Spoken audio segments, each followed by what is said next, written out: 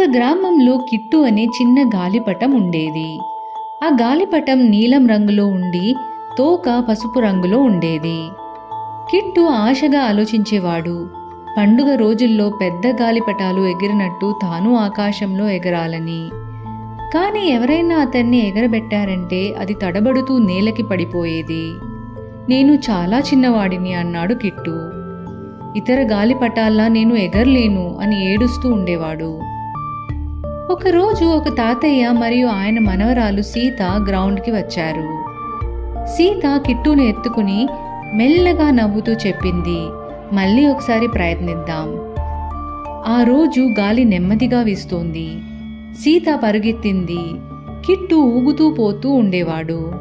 నన్ను మళ్ళీ కింద పడేస్తోంది అన్నాడు. కానీ సీత ఆగలేదు. ఆమె చెప్పింది, నీవు నిన్ను నమ్మాలి కిట్టు, గాలిని నమ్ము, బలంగా ఉండు. కిట్టు లోతుగా ఊపిరి పీల్చి తన తోకను సరిచేశాడు.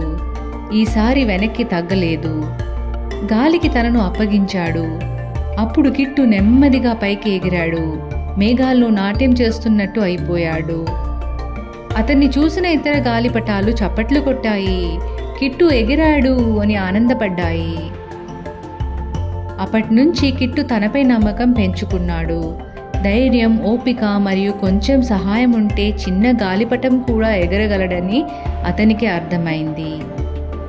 చిన్న కథ నుంచి మనం నేర్చుకునేది ఏంటంటే, నిన్ను నీవే నమ్ము, కష్టాలు వచ్చినప్పుడు కూడా మానద్దు.